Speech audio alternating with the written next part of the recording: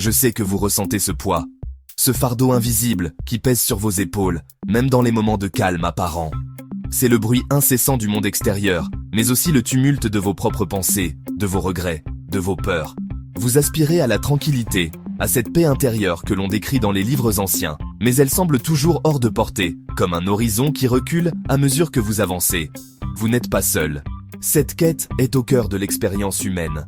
Une quête que les philosophes stoïciens ont explorée il y a plus de 2000 ans. Ils ont compris que la paix ne se trouve pas en changeant le monde, mais en se transformant soi-même. Le stoïcisme n'est pas une philosophie de résignation passive, mais un guide pratique et puissant pour naviguer les tempêtes de la vie avec grâce et force. C'est un entraînement de l'esprit, une discipline quotidienne pour se concentrer sur ce qui compte vraiment. Il ne s'agit pas d'ajouter plus de choses à votre vie, mais d'en retirer. D'élaguer ce qui est superflu, ce qui vous empoisonne, ce qui vous empêche de respirer librement et de trouver la sérénité. Dans cette vidéo, je vais vous guider. Ensemble, nous allons découvrir 10 choses à effacer discrètement de votre vie, inspirées par la sagesse intemporelle des stoïciens. Pensez à moi, non pas comme un professeur, mais comme un compagnon de route, un coach qui vous tend la main.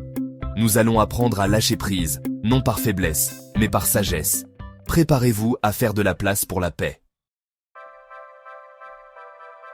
Le premier fardeau que nous devons apprendre à déposer est celui des regrets. Combien de fois votre esprit est-il retourné en arrière, rejouant une scène, une conversation, une décision? Vous vous dites « si seulement j'avais su, si seulement j'avais agi différemment ».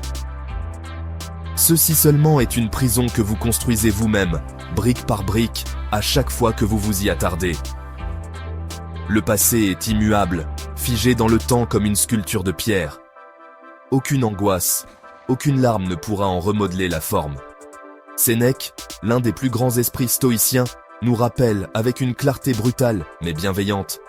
La vie est très courte et anxieuse pour ceux qui oublient le passé, négligeant le présent et craignent l'avenir.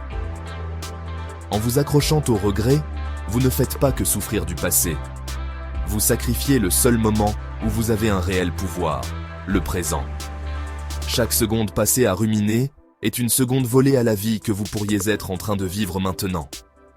Imaginez que vous portez un lourd sac à dos rempli de pierres. Chaque pierre représente un regret. Vous marchez péniblement, le dos courbé, épuisé par ce poids. Les stoïciens nous invitent simplement à poser ce sac. Pas à oublier les leçons que ces pierres nous ont apprises, mais à cesser de les porter. L'acte de lâcher prise n'est pas un signe d'indifférence, mais un acte de sagesse et d'amour-propre. C'est reconnaître que vous méritez d'avancer sans être enchaîné à ce qui ne peut plus être. Le passé a fait de vous ce que vous êtes aujourd'hui, avec vos forces et vos cicatrices. Acceptez-le dans sa totalité. Pardonnez-vous pour les erreurs que vous avez commises avec la connaissance que vous aviez à l'époque. Vous avez fait de votre mieux. Et si vous ne l'avez pas fait, la meilleure façon d'honorer cette prise de conscience est de faire de votre mieux maintenant. Le passé est un professeur, pas un geôlier. Écoutez sa leçon, puis remerciez-le, et tournez votre regard vers l'avant. Votre énergie est une ressource précieuse et limitée. Voulez-vous la dépenser à essayer de réécrire des chapitres déjà terminés, ou préférez-vous l'investir dans la rédaction du chapitre suivant, celui qui se déroule ici et maintenant? Le choix vous appartient à chaque instant. Choisissez la liberté. Choisissez le présent. Effacez discrètement le besoin de vous punir pour ce qui est déjà révolu. Alors, aujourd'hui, prenez un moment. Visualisez ces regrets, ces si seulement. Reconnaissez la douleur qu'ils vous causent. Puis, consciemment, décidez de les laisser partir. Imaginez-les s'éloigner comme des feuilles portées par une rivière. Sentez la légèreté sur vos épaules. C'est le premier pas, et peut-être le plus important, vers la paix intérieure. Le passé n'a de pouvoir sur vous que celui que vous lui accordez. Reprenez ce pouvoir. Maintenant que nous avons commencé à nous libérer du passé, tournons-nous vers une autre chaîne, peut-être la plus insidieuse de toutes, la peur du jugement des autres. Que vont-ils penser? Vais-je paraître stupide? Et s'ils ne m'aiment pas? Ces questions tourbillonnent dans notre esprit, dictant nos choix, nos paroles, et même nos silences. Nous devenons des acteurs sur une scène, jouant un rôle que nous pensons que les autres attendent de nous, oubliant qui nous sommes vraiment dans les coulisses. Épictète, Un esclave devenu l'un des plus influents philosophes stoïciens nous offre une clé pour briser ces chaînes. Il nous enseigne la dichotomie du contrôle. Il y a des choses qui dépendent de nous et des choses qui n'en dépendent pas. Nos opinions, nos jugements, nos actions, voilà notre domaine. Mais l'opinion que les autres ont de nous, cela leur appartient entièrement. C'est leur pensée, leur perception, leur jugement. Essayer de contrôler cela est aussi futile que d'essayer d'ordonner au soleil de ne pas se lever. Pensez-y un instant, vous pourriez être la personne la plus vertueuse, la plus gentille, la plus brillante. Et il y aura toujours quelqu'un pour vous critiquer, vous mal comprendre ou simplement ne pas vous apprécier. Leurs jugements sont le produit de leur propre histoire, de leurs propres insécurités, de leur propre vision du monde. Cela n'a, en réalité, que très peu à voir avec vous. En cherchant leur approbation, vous leur donnez les clés de votre propre bonheur et de votre tranquillité. Vous devenez l'esclave de 1000 maîtres. La véritable liberté, nous disent les stoïciens, réside dans le fait de fonder son estime de soi sur son propre caractère, sur ses propres actions vertueuses. Votre valeur ne fluctue pas au gré des opinions changeantes des autres. Elle est ancrée dans votre intégrité, votre courage, votre bienveillance. Concentrez-vous sur le fait d'être une bonne personne selon vos propres principes, pas sur le fait de paraître bon aux yeux des autres. C'est là que se trouve la véritable force. Cela ne signifie pas devenir insensible ou mépriser les conseils. Il s'agit de faire la distinction entre un retour constructif d'une personne de confiance et le bruit de fond de l'opinion publique. Demandez-vous, cette personne a-t-elle à cœur mon intérêt ? Son jugement est-il basé sur la raison et la vérité ? Si la réponse est non, alors pourquoi accorder à son opinion le pouvoir de troubler votre paix intérieure ? Effacez discrètement ce besoin d'être validé par tout le monde. Pratiquez cet exercice mental. Lorsque vous sentez la piqûre de la peur du jugement, faites une pause. Rappelez-vous, leur opinion est hors de mon contrôle. Mon action, ma réponse, mon intégrité sont sous mon contrôle. Recentrez-vous sur ce qui dépend de vous. Agissez avec courage et authenticité. La paix que vous trouverez en étant fidèle à vous-même est bien plus profonde et durable que l'approbation éphémère de la foule. Vous êtes le seul juge de votre propre valeur. Le troisième obstacle à notre paix est le gouffre que nous créons entre la réalité et nos attentes. Nous imaginons un scénario parfait. Cette promotion se déroulera sans accroc, ces vacances seront idylliques, cette relation comblera tous nos manques. Puis, lorsque la vie, dans son imprévisibilité inhérente, dévie de notre script, nous sommes déçus, frustrés, amers. Nous ne souffrons pas de l'événement lui-même, mais de l'effondrement de notre attente. Marc Aurèle, l'empereur philosophe, écrivait pour lui-même dans ses pensées « Demande-toi au point du jour, je rencontrerai aujourd'hui un indiscret, un ingrat, un fourbe, un envieux, un égoïste. » Ce n'était pas du pessimisme, mais un réalisme radical. Il se préparait mentalement, non pas au pire, mais à la réalité de la nature humaine et du monde. En ajustant ses attentes, il se protégeait des chocs émotionnels et pouvait ainsi répondre aux événements avec calme et raison, plutôt qu'avec une déception impulsive. L'art stoïcien consiste à désirer ce que nous avons déjà et à accepter ce qui arrive. Cela ne veut pas dire ne pas avoir d'objectif ou d'ambition. Au contraire. Mais il faut distinguer l'objectif de l'attente du résultat. Votre objectif peut être de réussir un projet. Concentrez tous vos efforts, toute votre intelligence, toute votre énergie sur les actions qui dépendent de vous. La recherche, la planification, le travail acharné, c'est votre domaine. Cependant, le résultat final, l'approbation de votre patron, la réaction du marché, les actions de vos collègues, ne dépend pas entièrement de vous. L'attente irréaliste est de croire que si vous faites tout bien, le résultat sera forcément celui que vous avez imaginé. Le stoïcien, lui, se concentre sur l'excellence de son effort, puis accepte le résultat quel qu'il soit, comme un archer qui contrôle sa posture, sa respiration et son lâcher, mais pas la rafale de vent qui peut dévier la flèche. Effacez donc discrètement ces scénarios rigides que vous avez dans votre tête. Remplacez-les par une intention claire et une ouverture à l'imprévu. Dites-vous, je vais faire de mon mieux et j'accepterai ce qui adviendra. Cette simple phrase est un baume pour l'âme. Elle vous libère de la pression écrasante de devoir contrôler l'incontrôlable. Elle vous permet de trouver de la satisfaction dans l'effort lui-même, pas seulement dans le fruit de cet effort. La vie est un fleuve, pas un canal. Vous ne pouvez pas dicter son cours exact. Vous pouvez apprendre à naviguer, à ajuster votre voile, à ramer avec force, mais vous devez respecter le courant. En abandonnant vos attentes rigides sur la destination exacte et l'heure d'arrivée, vous commencez à apprécier le voyage lui-même. avec ses méandres, ses rapides et ses moments de calme.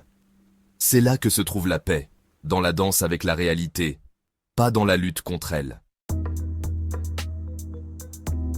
La colère. Ce feu qui prend naissance dans notre poitrine, qui embrume notre jugement et nous pousse à dire et faire des choses que nous regrettons amèrement. Nous la justifions souvent, nous sentant légitimes dans notre indignation. Il n'aurait pas dû faire ça, elle m'a manqué de respect. Et peut-être avons-nous raison. Mais les stoïciens nous posent une question plus profonde. À qui cette colère fait-elle le plus de mal? Sénèque décrivait la colère comme une folie passagère. C'est un poison que nous buvons en espérant que l'autre meure. Quand nous sommes en colère, nous perdons notre bien le plus précieux, notre raison, notre capacité à juger clairement. Nous cédons le contrôle de notre état intérieur à une personne ou à un événement extérieur. La personne qui vous a offensé continue sa journée, peut-être même inconsciente du chaos qu'elle a semé en vous, tandis que vous vous consumez de l'intérieur. Les stoïciens nous invitent à une approche radicalement différente, la compréhension et le pardon. Non pas parce que l'autre le mérite forcément, mais parce que nous méritons la paix. Marc Aurèle se rappelait constamment que les gens agissent mal par ignorance, non par méchanceté pure. Ils ne savent pas ce qui est véritablement bon pour eux. Ils sont, à leur manière, égarés. Voir les autres sous cet angle ne justifie pas leurs actions, mais cela désamorce notre colère. Au lieu de réagir avec fureur, le stoïcien s'interroge. Pourquoi cette personne a-t-elle agi ainsi? Quelle peur, quelle ignorance, quelle douleur l'a conduite à ce comportement? Cet effort de compréhension est un acte de force, pas de faiblesse. Il nous permet de répondre avec sagesse plutôt que de réagir avec passion. Il nous redonne le contrôle de nous-mêmes. La meilleure vengeance, disait Marc Aurèle, est de ne pas ressembler à son agresseur. Effacez donc ce réflexe de colère. Lorsque vous sentez la chaleur monter, faites une pause, respirez. Ne dites rien, ne faites rien. Créez un espace entre le stimulus et votre réponse. Dans cet espace se trouve votre liberté. Utilisez ce moment pour vous rappeler que la colère vous nuit avant tout à vous-même. Choisissez la clarté d'esprit plutôt que la satisfaction éphémère de l'emportement. Cela ne veut pas dire que vous devez vous laisser faire. Vous pouvez et devez poser des limites claires, vous défendre, agir avec justice. Mais vous pouvez le faire depuis un lieu de calme, de force et de raison, pas depuis un lieu de colère aveugle. Le pardon stoïcien n'est pas l'oubli. C'est la décision consciente de ne plus laisser l'offense passer, empoisonner votre présent. C'est un cadeau que vous vous faites à vous-même. Dans notre monde hyper connecté, le poison de la comparaison est plus virulent que jamais. Nous faisons défiler les vies soigneusement mises en scène des autres sur les réseaux sociaux. Leur succès professionnel, leurs vacances exotiques, leur famille parfaite, et inévitablement, nous regardons notre propre vie, avec ses luttes, ses doutes et ses imperfections, et nous nous sentons en manque. L'envie, le ressentiment, le sentiment d'échec s'installent. Les stoïciens nous rappellent une vérité fondamentale. Chaque chemin est unique. Comparer votre parcours à celui d'un autre est aussi absurde que de reprocher à un pommier de ne pas produire d'oranges. Vous avez votre propre nature, vos propres défis, votre propre rythme. Votre seule compétition, votre seule mesure, c'est vous-même. Êtes-vous une meilleure personne aujourd'hui qu'hier? C'est la seule question qui compte. Sénèque a écrit « Aussi longtemps que tu admireras et que tu envieras, tu ne seras pas tranquille. » L'envie est une reconnaissance de ce que nous pensons nous manquer, mais c'est une vision déformée. Nous ne voyons que la partie émergée de l'iceberg de la vie des autres, le succès, pas les nuits blanches, la photo de vacances, pas les disputes qui l'ont précédée, la promotion, pas les sacrifices consentis. Nous comparons nos coulisses à leur scène. Le remède stoïcien à la comparaison est double. Premièrement, la concentration sur son propre cercle de contrôle. Le succès de votre voisin n'enlève rien au vôtre. Sa réussite n'est pas votre échec. Concentrez-vous sur votre propre travail, votre propre amélioration, votre propre vertu. Arrosez votre propre jardin au lieu de regarder par-dessus la clôture si l'herbe du voisin est plus verte. Deuxièmement, pratiquez la sympathia, l'idée que nous sommes tous connectés, tous des membres d'un même corps. Dans cette perspective, le succès d'un autre est une victoire pour l'ensemble. Réjouissez-vous sincèrement pour les autres. Transformez l'envie en admiration et en inspiration. Que puis-je apprendre de leur parcours? Comment leur succès peut-il me motiver à poursuivre mes propres objectifs avec plus de vigueur? Effacez discrètement ce besoin de vous mesurer aux autres. Lorsque vous vous surprenez à le faire, arrêtez-vous. Rappelez-vous que vous ne voyez qu'une fraction de l'histoire. Ramenez votre attention sur votre propre chemin, ici et maintenant. Célébrez vos propres progrès, aussi petits soient-ils. La paix se trouve dans l'acceptation de votre propre parcours, pas dans le désir de celui d'un autre. Votre vie est votre chef-d'œuvre, ne la gâchez pas en essayant de copier celui de quelqu'un d'autre. S'il y a un principe au cœur de toute la philosophie stoïcienne, c'est celui-ci. La distinction fondamentale, la plus libératrice de toutes, entre ce qui dépend de nous et ce qui ne dépend pas de nous. C'est la pierre angulaire sur laquelle repose tout l'édifice de la tranquillité intérieure. Et pourtant, c'est la leçon que nous avons le plus de mal à intégrer. Nous passons nos vies à nous battre contre des moulins à vent, gaspillant une énergie folle à vouloir contrôler l'incontrôlable. Nous voulons contrôler la météo pour notre pique-nique, la circulation sur le chemin du travail, la réaction de notre partenaire à une surprise, l'évolution du marché boursier. Cette lutte est une source constante de frustration, d'anxiété et de déception. C'est comme essayer de sculpter l'océan. La nature même de ces choses est d'être hors de notre emprise. En nous obstinant, nous nous condamnons à une souffrance auto-infligée. Épictète nous le dit sans détour. Le bonheur et la liberté commencent par une claire compréhension d'un principe. Certaines choses sont sous notre contrôle et d'autres ne le sont pas. Ce qui est sous notre contrôle, nos jugements, nos impulsions, nos désirs, nos aversions. En bref, notre monde intérieur, nos propres actions et réactions. Tout le reste, notre corps, notre réputation, notre richesse, les actions des autres, les événements du monde, est hors de notre contrôle. Le travail du stoïcien est de se concentrer exclusivement sur ce qui dépend de lui, et de cultiver une acceptation sereine de tout le reste. Ce n'est pas de la passivité, c'est une stratégie suprêmement active et intelligente. En ne gaspillant plus d'énergie sur l'incontrôlable, vous libérez d'immenses ressources pour exceller dans le domaine qui vous appartient. Vous devenez plus efficace, plus résilient, plus serein. Effacez discrètement de votre esprit cette illusion de contrôle total. C'est une fiction épuisante. Chaque fois que vous vous sentez anxieux ou frustré, posez-vous la question magique. Est-ce que cela dépend de moi ? Si la réponse est non, alors pratiquez l'acceptation. Dites-vous, amor fati, aime ton destin. Acceptez cet événement comme une partie nécessaire du tissu de la réalité. Votre tâche n'est pas de le changer, mais de bien y répondre. Si la réponse est oui, que cela dépend de vous, alors agissez. Mettez toute votre énergie dans l'action juste, vertueuse et rationnelle. En internalisant cette distinction, vous transformez la vie. Les obstacles ne sont plus des murs infranchissables, mais des opportunités de pratiquer la vertu. Le chaos du monde extérieur ne peut plus perturber la citadelle ordonnée de votre esprit. C'est le secret ultime de la liberté stoïcienne. Il y a des fardeaux que nous portons, non pas du passé lointain, mais d'hier, de la semaine dernière. Ce sont les rancunes, ces blessures que nous entretenons, que nous rejouons en boucle dans notre esprit. Et à côté d'elles, leurs ombres, les non-dits. Toutes ces choses que nous aurions dû dire, ces clarifications que nous n'avons pas demandées, ces sentiments que nous avons enfouis par peur du conflit.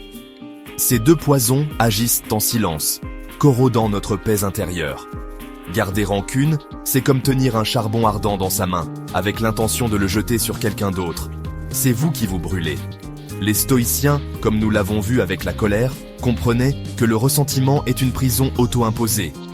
Vous donnez à la personne qui vous a blessé un pouvoir continu sur votre bien-être émotionnel. Vous lui permettez de vivre sans loyer dans votre esprit, rejouant l'offense encore et encore. Le pardon, encore une fois, est la clé. Non pas pour l'autre, mais pour vous. C'est couper la corde qui vous lie à l'offense. C'est décider que votre paix est plus importante que votre ressentiment. Cela peut demander un effort considérable, une véritable force de caractère. C'est un choix de se libérer. Effacez le compte des dettes que vous pensez que les autres vous doivent. Vous n'êtes pas un comptable de la douleur. Quant aux non-dits, ils sont une autre forme de poison. Ils créent des malentendus, nourrissent des suppositions et construisent des murs entre les gens. La peur du conflit nous pousse souvent au silence, mais ce silence est rarement paisible. Il est rempli de tensions, d'hypothèses, d'angoisses. Les stoïciens valorisaient la vérité et la clarté. La communication honnête, même si elle est difficile sur le moment, est préférable au chaos mental créé par le silence. Bien sûr, cette communication doit être guidée par la raison et la bienveillance, pas par l'impulsion ou la colère. Il ne s'agit pas de vider son sac sans se soucier des conséquences, mais d'exprimer son point de vue, ses sentiments ou ses besoins de manière calme et constructive. Parler avec l'intention de comprendre et d'être compris, pas de gagner ou d'avoir raison. Effacez donc cette tendance à laisser les blessures s'infecter et les malentendus s'envenimer. Ayez le courage de pardonner pour retrouver votre paix. Ayez le courage de communiquer avec honnêteté et douceur pour clarifier les situations. Nettoyez ces espaces intérieurs et relationnels. Vous découvrirez une légèreté et une clarté qui vous permettront de respirer plus librement et de vous connecter plus authentiquement aux autres. Enfin, la dernière est peut-être la plus grande peur qui nous paralyse. La peur de l'échec. Cette peur nous empêche de commencer de nouveaux projets, de prendre des risques calculés, de poursuivre nos rêves.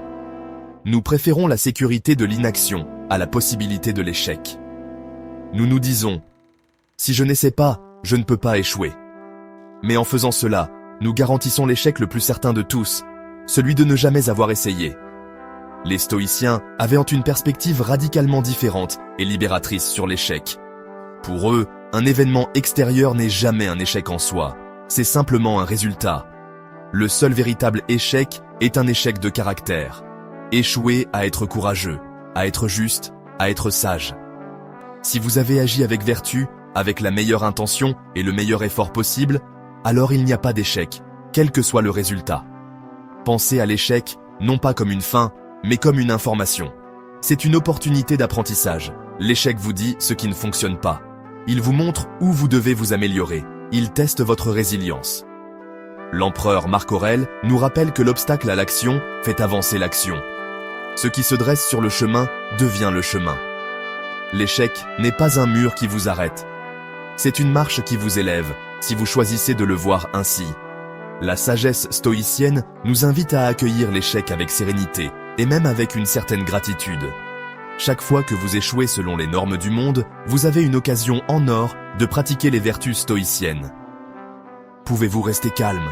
Pouvez-vous analyser la situation rationnellement? Pouvez-vous persévérer?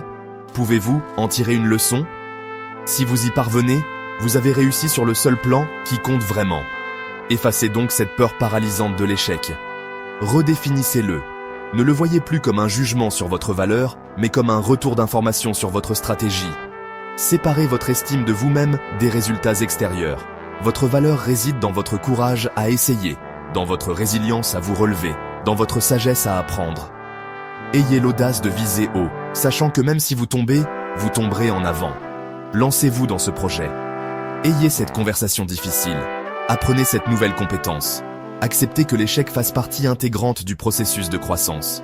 Comme disait Sénèque, ce n'est pas parce que les choses sont difficiles que nous n'osons pas, c'est parce que nous n'osons pas qu'elles sont difficiles. Osez échouer, et vous découvrirez une force et une liberté que vous n'auriez jamais cru possible. Nous voilà au terme de notre parcours. Nous avons exploré ensemble ces 10 fardeaux que la sagesse stoïcienne nous invite à déposer. Mais ne considérez pas ceci comme une simple liste à cocher. C'est une invitation à l'introspection. Prenez un instant, maintenant, réfléchissez. Parmi ces 10 choses, laquelle pèse le plus lourd sur vos épaules aujourd'hui?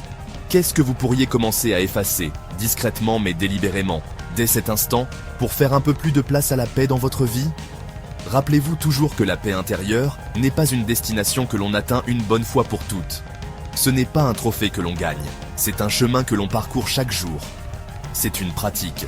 Il y aura des jours où vous vous sentirez fort et serein, et d'autres où les vieilles habitudes reviendront frapper à la porte.